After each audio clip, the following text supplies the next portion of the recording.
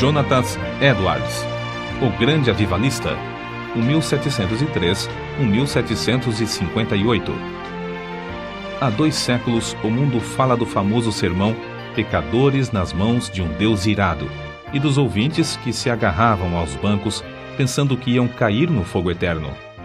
Esse fato foi apenas um dos muitos que aconteceram nas reuniões em que o Espírito Santo desvendava os olhos dos presentes para contemplarem as glórias do céu e a realidade do castigo, que está bem perto dos que se encontram afastados de Deus. Jonathan Edwards, entre os homens, era o vulto maior nesse avivamento, intitulado, na ocasião, Grande Despertamento. Sua vida é um exemplo destacado de consagração ao Senhor para o desenvolvimento maior do intelecto e, sem qualquer interesse próprio, de deixar o Espírito Santo usar o mesmo intelecto como instrumento nas suas mãos. Amava a Deus não somente de coração e alma, mas também de todo o entendimento. Sua mente prodigiosa apoderava-se das verdades mais profundas. Contudo, sua alma era, de fato, um santuário do Espírito Santo. Sob aparente calma exterior, ardia nele o fogo divino, como um vulcão. Os crentes atuais devem a esse herói, graças à sua perseverança em orar e estudar sob a direção do Espírito, a volta às várias doutrinas e práticas da igreja primitiva. Grande foi o fruto da dedicação do lar em que Edwards nasceu e se criou. Seu pai foi o amado pastor de uma só igreja durante um período de 64 anos. Sua piedosa mãe era filha de um pregador que pastoreou uma igreja durante mais de 50 anos. Das 10 irmãs de Jonatas, 4 eram mais velhas do que ele e 6 mais novas. Muitas foram as orações que os pais ofereceram a Deus para que o único e amado filho fosse cheio do Espírito Santo e que se tornasse grande perante o Senhor. Não somente oravam assim, fervorosa e constantemente, mas mostravam-se igualmente zelosos em criá-lo para Deus. As orações, à volta da lareira, os estimularam a se esforçarem, e seus esforços redobrados os motivaram a orar mais fervorosamente. O ensino religioso e permanente resultou em Jonatas conhecer intimamente a Deus, quando ainda criança. Quando Jonatas tinha 7 ou 8 anos, houve um despertamento na igreja de seu pai, e o menino acostumou-se a orar sozinho, 5 vezes, todos os dias, e a chamar outros da sua idade para orarem com ele. Citamos aqui as suas palavras sobre esse assunto. A primeira experiência de que me lembro de sentir no íntimo a delícia de Deus e das coisas divinas foi ao ler as palavras de 1 Timóteo, capítulo 1, versículo 7. Ora, ao Rei dos séculos, imortal e invisível, ao único Deus, seja honra e glória para todo sempre. Amém. Sentia a presença de Deus até arder o coração e abrasar a alma de tal maneira que não sei descrevê-la. Gostava de passar o tempo olhando para a lua e, de dia, contemplar as nuvens e os céus. Passava muito tempo observando a glória de Deus, revelada na natureza, e cantando as minhas contemplações do Criador e Redentor. Antes, me sentia demasiado assombrado ao ver os relâmpagos e ouvir o troar do trovão. Porém, mais tarde, eu me regozijava ao ouvir a majestosa e terrível voz de Deus na trovoada.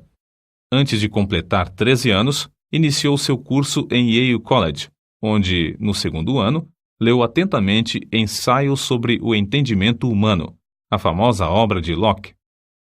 Vê-se, nas suas próprias palavras acerca dessa obra, o grande desenvolvimento intelectual do moço.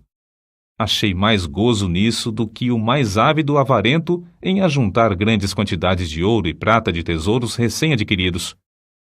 Edwards, antes de completar 17 anos, diplomou-se no Yale College, com as maiores honras. Sempre estudava com esmero, mas também conseguia tempo para meditar na Bíblia diariamente. Depois de diplomar-se, continuou seus estudos em Yale durante 2 anos e foi então separado para o ministério. Foi nessa altura que seu biógrafo escreveu acerca de seu costume de dedicar certos dias para jejuar, orar e examinar-se a si mesmo. Acerca da sua consagração, com a idade de 20 anos, Edwards escreveu: Dediquei-me solenemente a Deus, e o fiz por escrito, entregando a mim mesmo e tudo o que me pertencia ao Senhor, para não ser mais meu qualquer sentido, para não me comportar como quem tivesse direitos de forma alguma, travando, assim, uma batalha com o mundo, a carne e Satanás, até o fim da vida. Alguém assim se referiu a Jonatas.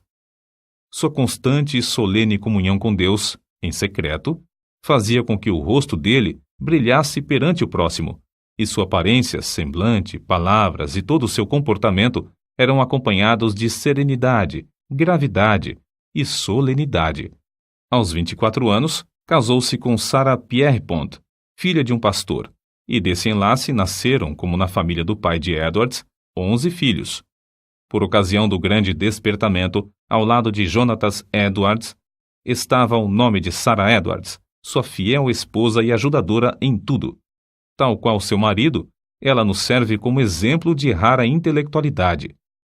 Profundamente estudiosa, inteiramente entregue ao serviço de Deus, ela era conhecida por sua santa dedicação ao lar, pelo modo de criar seus filhos e pela economia que praticava, movida pelas palavras de Cristo, para que nada se perca. Mas, antes de tudo, tanto ela como seu marido eram conhecidos por suas experiências com a oração. Faz-se menção, destacada, de um período de 3 anos, especialmente, durante o qual, apesar de gozar de perfeita saúde, ficava repetidas vezes sem forças por causa das revelações do céu. A sua vida inteira foi de intenso gozo no Senhor. Jonatas Edwards costumava passar 13 horas todos os dias, estudando e orando. Sua esposa também o acompanhava na oração, diariamente. Depois da última refeição, ele deixava toda a lida a fim de passar 1 hora com a família. Mas que doutrinas a igreja havia esquecido e que Edwards começou a ensinar e a observar de novo com manifestações tão sublimes? Basta uma leitura superficial para descobrir que a doutrina a qual deu mais ênfase foi a do novo nascimento, apresentando-a como uma experiência certa e definida, em contraste com a ideia da Igreja Romana e de várias denominações. O evento que marcou o começo do grande despertamento foi uma série de sermões feitos por Edwards sobre a doutrina da justificação pela fé, que fez os ouvintes sentirem a verdade das Escrituras. O foco de seus sermões era de que toda a boca ficará fechada no dia do juízo, e que não há coisa alguma que, por um momento, evite que o pecador caia no inferno, senão o bel prazer de Deus. É impossível avaliar o grau do poder de Deus derramado para despertar milhares de almas para a salvação, sem primeiro nos lembrarmos das condições das igrejas da Nova Inglaterra e do mundo inteiro nessa época. Quem até hoje não se admira do heroísmo dos puritanos que colonizaram as florestas da Nova Inglaterra? Passara, porém, essa glória e a igreja, indiferente e cheia de pecado, encontrava-se face ao maior desastre. Parecia que Deus não queria abençoar a obra dos puritanos, obra que existiu unicamente para a sua glória. Por isso, no mesmo grau em que havia coragem e ardor entre os pioneiros, houve entre os filhos perplexidade e confusão. Se não pudessem alcançar de novo a espiritualidade, só lhes restava esperar o juízo dos céus. O famoso sermão de Edwards, Pecadores nas mãos de um Deus irado, merece menção especial. O povo, ao entrar para o culto, mostrava um espírito leviano e mesmo de desrespeito diante dos 5 pregadores que estavam presentes. Jonatas Edwards foi escolhido para pregar. Era homem de 2 metros de altura, seu rosto tinha aspecto quase feminino e o corpo magro de jejuar e orar. Sem quaisquer gestos, encostado num braço sobre a tribuna, segurando o manuscrito na outra mão, falava com voz monótona. Discursou sobre o texto de Deuteronômio, capítulo 32, versículo 35, ao tempo em que resvalar o seu pé. Depois de explicar a passagem, acrescentou que nada evitava, por um momento, que os pecadores caíssem no inferno, a não ser a própria vontade de Deus, que Deus estava mais encolerizado com alguns dos ouvintes do que com muitas pessoas que já estavam no inferno, que o pecado era como um fogo encerrado dentro do pecador e, com a permissão de Deus, pronto a transformar-se em fornalhas de fogo e enxofre, e que somente a vontade do Deus indignado os guardava da morte instantânea. Prosseguiu então, aplicando o texto ao auditório. Aí está o inferno com a boca aberta. Não existe coisa alguma sobre a qual vós vos possais firmar e segurar. Entre vós e o inferno existe apenas a atmosfera. Há atualmente nuvens negras da ira de Deus pairando sobre vossas cabeças, predizendo tempestades espantosas com grandes trovões. Se não existisse a vontade soberana de Deus, que é a única coisa para evitar o ímpeto do vento até agora, seríeis destruídos e vos tornaríeis como a palha da eira. O Deus que vos segura na mão sobre o abismo do inferno, mais ou menos como o homem segura uma aranha ou outro inseto nojento sobre o fogo durante um momento para deixá-lo cair depois, está sendo provocado em extremo.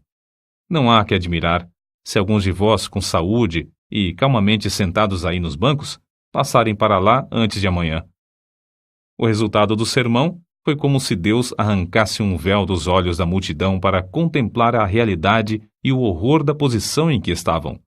Nessa altura, o sermão foi interrompido pelos gemidos dos homens e os gritos das mulheres. Quase todos ficaram de pé ou caídos no chão. Foi como se um furacão soprasse e destruísse uma floresta. Durante a noite inteira, a cidade de Enfield ficou como uma fortaleza sitiada. Ouvia-se em quase todas as casas o clamor das almas que, até aquela hora, confiavam na sua própria justiça. Esperavam que, a qualquer momento, o Cristo descesse dos céus com os anjos e apóstolos ao lado, e que os túmulos entregassem os mortos que neles havia. Tais vitórias contra o reino das trevas foram ganhas de joelhos. Edwards não abandonara nem deixara de gozar os privilégios das orações, costume que vinha desde a meninice. Continuou a frequentar também os lugares solitários da floresta, onde podia ter comunhão com Deus. Como exemplo, citamos a sua experiência com a idade de 34 anos, quando entrou na floresta a cavalo. Lá, prostrado em terra, foi-lhe concedido ter uma visão tão preciosa da graça, amor e humilhação de Cristo como mediador, que passou 1 hora vencido por uma torrente de lágrimas e pranto. Como era de esperar, o maligno tentou anular a obra gloriosa do Espírito Santo no grande despertamento, atribuindo tudo ao fanatismo. Em sua defesa, Edwards escreveu: Deus, conforme as Escrituras, faz coisas extraordinárias. Há motivos para crer, pelas profecias da Bíblia, que sua obra mais maravilhosa seria feita nas últimas épocas do mundo. Nada se pode opor às manifestações físicas, como as lágrimas, gemidos, gritos, convulsões, falta de forças. De fato, é natural esperar, ao nos lembrarmos da relação entre o corpo e o espírito, que tais coisas aconteçam. Assim falam as Escrituras. Do carcereiro que caiu perante Paulo e Silas, angustiado e tremendo. Do salmista, que exclamou sob a convicção do pecado: envelheceram os meus ossos pelo meu bramido durante o dia todo. Salmos, capítulo 32, versículo 3.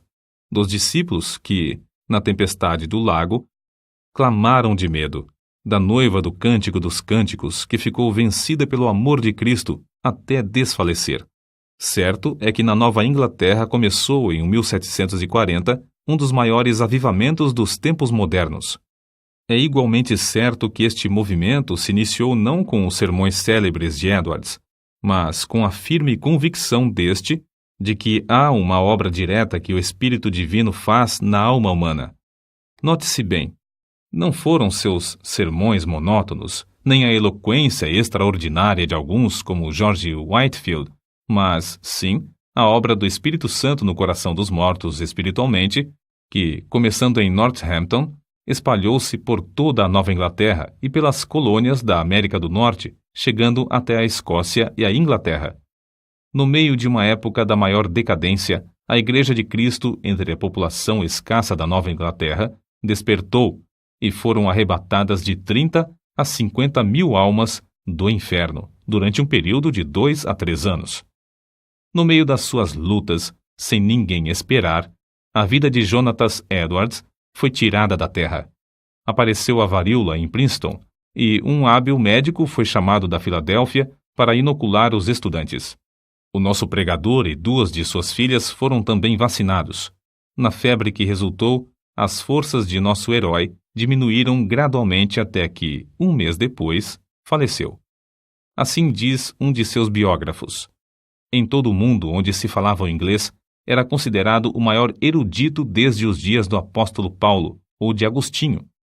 Para nós, a vida de Jonathan Edwards é uma das muitas provas de que Deus não quer que desprezemos as faculdades intelectuais que Ele nos concede, mas que as desenvolvamos, sob a direção do Espírito Santo, e que as entreguemos desinteressadamente para o seu uso.